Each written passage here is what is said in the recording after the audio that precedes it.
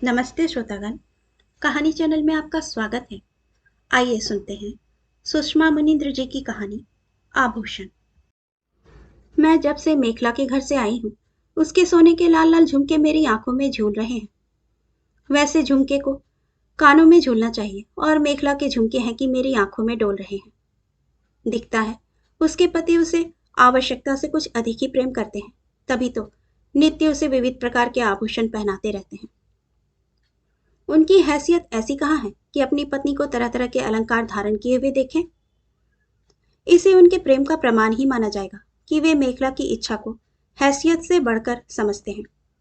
और एक मेरे पति हैं। जनाब की याद आते ही मेरे मुंह में नीम सी कड़वाहट भर जाती है।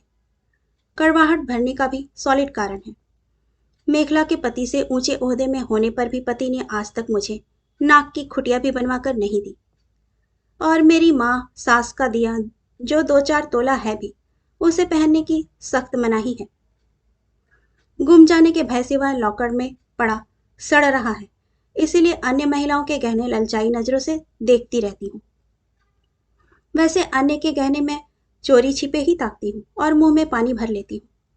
यदि नजर से नजर मिलाकर जेवरों को देखूंगी तो आभूषण धारक महिला गर्व से भर उठेगी। गर्व से क्यों ना भरे, जिसके पास कुछ होगा गर्व करने लायक, वही तो गर्व से भरेगी। और मैं भला किसका घमंड करूं? हरे कांच की चूड़ियों का, गले में पहनी काली मोती की पोत का, या कि कान में पहने हुए 2 रुपये के बूंदों का? मुझे मेखला की झुमकी रह रहकर याद आ रही है और मैं अपनी ही नजरों में दीनहीन बनी जा रही हूँ। मेरे मन में यह हीन भावना भरने का पूरा पूरा दोष मेरे साहब को जाता है।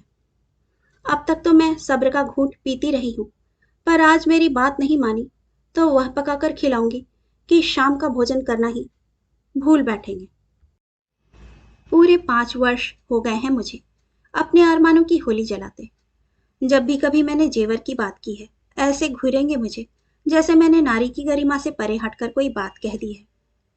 दिखता है ये मुझे नारी नहीं समझते, तभी तो नारी और आभूषण के गहन संबंध को अब तक गले नहीं उतार पाए हैं।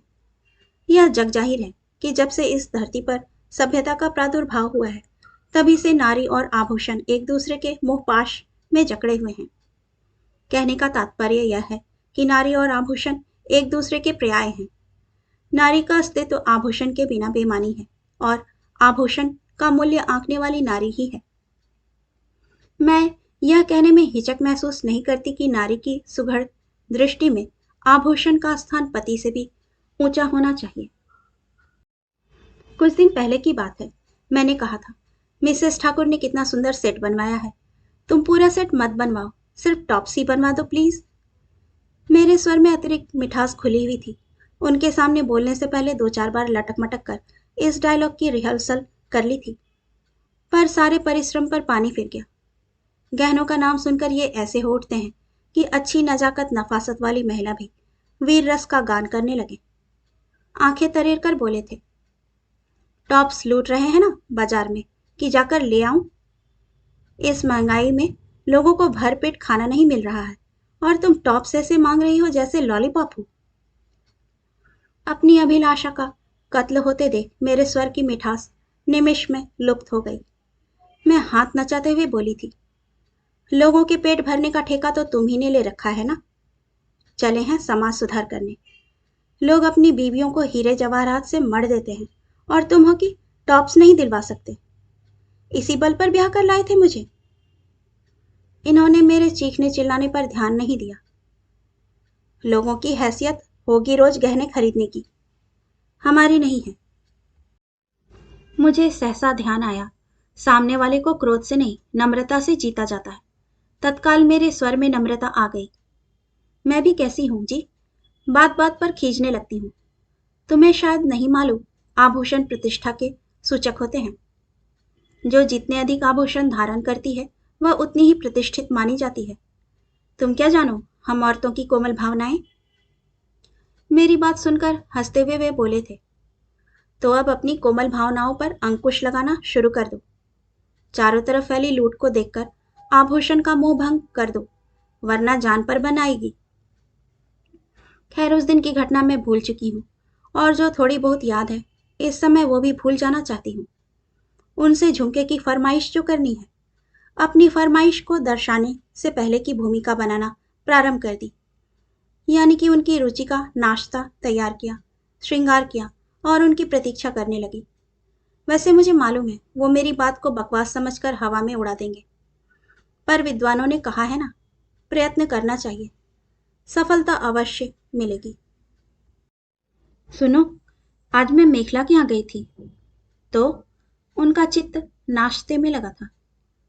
उसने झुमकी बनवाई है। इन्होंने कड़ी नजर से मुझे घूरा तो मैंने सहमते हुए वाक्य को दूसरी तरह से पूरा किया। मैं बनवाने के लिए थोड़ी कह रही हूँ, मैं तो बता रही हूँ।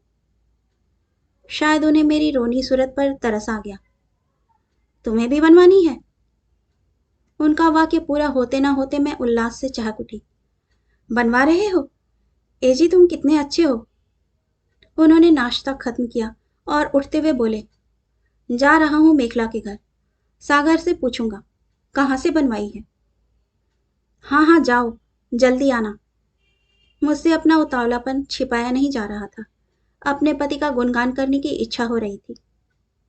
किसी तरह समय व्यतीत हुआ। ये ओठों पर कुछ गहरी, कुछ राज भरी मुस्कान लाते हुए प्रविष्ट हुए ही थे कि मैंने प्रश्नों की झड़ी लगा दी। पूछा है कहाँ से बनवाई है, कितने में बनवाई है, कितनी सुंदर है ना। इनकी मुस्कान हंसी में परिवर्तित हो गई। तुम्हें भी कल वैसी ही झुमकियां मिल जाएंगी। मुझे पूरी रात नींद नहीं आई। पहली बार तो किसी इच्छा की पूर्ति हो रही थी। रात भर एक जोड़ी झुमकी मेरी आंखों में नृत्य करते रहे। बेसब्र प्रतीक्षा का अंत हुआ। इन्होंने लाल झीने कागज में लिपटी हुई डिबिया मुझे थमा दी। कागज को चीरते समय मेरा दिल बांसों उछल रहा था। डिबिया खोली। दो छोटी छोटी झुमकियां डिब्बी में बैठी हुई मुझे ताक रही थी। एक क्षण को मुझे अपनी सगी आंखें भी पराई लगी। जो कुछ देख रही हूं सपना तो नहीं है, और यदि मैं सत्य को देख रही हूं तो इस विशाल खुशी को संभालने के लिए मेरा दिल तंग सिद्ध हो रहा था।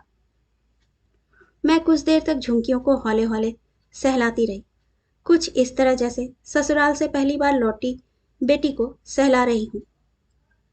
अब बुद्ध की तरह खड़ी रहोगी कि पहनोगी भी, ये गरजे। चेहरे की गंभीरता से लग रहा था इन्हें झुमकी की कीमत चुकाना भारी पड़ा है। पर मुझे क्या, यह अवसर फिर नहीं आने वाला है। मैं क्यों इनकी गंभीरता पर ध्यान दूं। मैंने झुमके कान में डाले ही थे कि ये निर्देश देने लगे, सुनो वीनू, इन्हें हमेशा मत पहनना, टूट जाएंगे। पानी में मत डालना वरना चमक मध्यम पड़ जाएगी। पेच कसकर बंद करना कहीं टपक न जाए। मैंने उनके दिए हुए निर्देश सहर्ष स्वीकार कर लिए।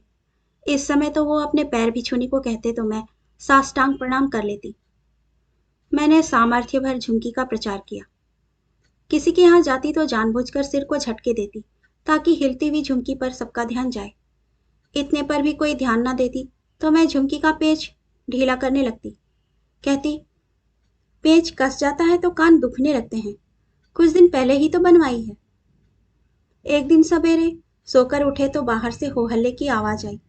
बाहर निकले तो क्या देखते हैं कि मेखला के घर लोगों का जमघट लगा हुआ है। क्या हो गया मेखला के घर, कल तक तो सब ठीक था। मैंने चिंता व्यक्त की।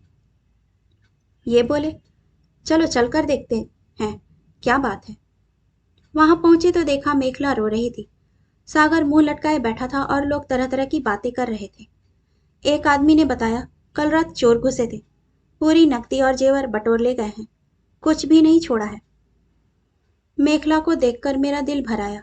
उसे शांत कराती हुई एक पड़ोसन ने बताया, जो कुछ पेटी में रखा था वह तो ले गए, मेखला ने जो कुछ पहन रखा था वह भी उतरवा लिया। बेचारी को कान के बाले और नाक की बाली उतारने में कुछ समय लग गया तो जालिमों ने जबरदस्ती छीनकर उसके नाक कान फाड़ डाले। मेखला की नाक से निकला हुआ खून जम गया था। कानों से अभी भी खून रिस रहा था। उसके बहते हुए खून को देखकर मुझे अपने शरीर का खून जमता जान पड़ा। हे भगवान, मैं भी झुमकी लटकाए फिरती हूँ कहीं। बाहर बैठे लोगों में बहस छिड़ी हुई थी। चोरों को भी क्या कहें, औरतें नए नए अलंकार लटकाए फिरेंगी तो डांके पड़ेंगे ही। हैसियत तो ऐसी नहीं है पता नहीं गहने कैसे बनवा लेती हैं।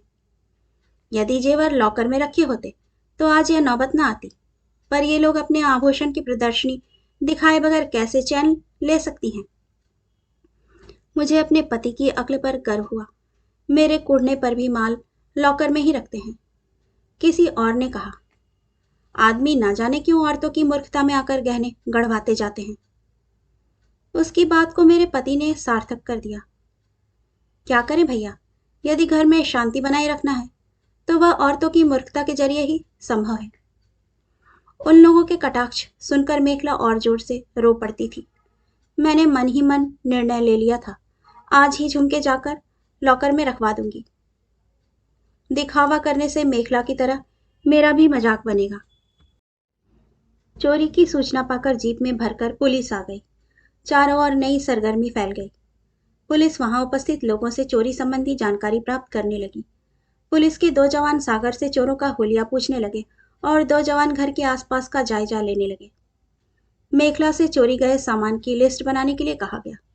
उसने जो लिस्ट बनाई उसे देखकर मैं आश्चर्य में पड़ गई। ये क्या मेखला, तुमने पूरे जेवरों की लिस्ट नहीं बनाई? क्या कुछ बच गया है? नहीं वीनू, सब चला गया है। रुलाई के बीच उसकी आवाज उभरी। पूरे जेवरों को गुमे हुए सामान की लिस्ट में दर्शाओ। यदि चोर पकड़े गए तो तुम्हें पूरा सामान वापस नहीं मिलेगा। तुम्हारे झुमके, मोर वाले टॉप्स, वो सफेद नग वाले कंगन, पुखराज जड़ी अंगूठी और वह बीच में ही बोल पड़ी, सकुचाई हुई सी। क्या बताऊं वीनू, वो सब असली नहीं नकली थे। नकली जेवरों की लिस्ट बनाकर कहीं खुद ही ना फंस जाऊं।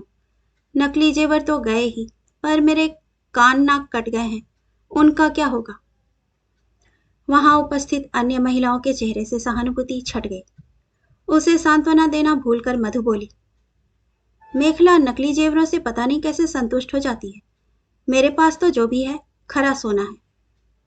निकहत ने दर्प से कहा, अल्लाह मियाँ की दुआ से मुझे तो नकली जेवरों से एलर्जी है। 1 घंटे भी पहन लूं तो कान नाक पक जाते हैं। सच, नकली जेवर पहनकर हम दूसरों को तो भरमा सकते हैं, पर मुझे तो प्रदर्शन से नफरत है। जब तक नहीं था नहीं पहना। असली सोने की झुमकी ही कान में डाली है। मैंने बड़प्पन झाड़ा ही था कि अंदर आते हुए ये बोल पड़े, बस तो तैयार हो जाओ, अब तुम्हारी ही बारी है। चोर तुम्हारी झुमकी की तलाश कर रहे होंगे। सब महिलाएं खीखी करने लगी और मैंने जलती नजरों से इन्हें देखा। मैं कुछ भी कहूं या करूं, टपक पड़ेंगे, दरोगा जैसे बीच में। इनके ऑफिस जाते समय मैंने झुमकी उतारकर इन्हें थमा दी। ऑफिस जाते समय इनको लॉकर में रख देना।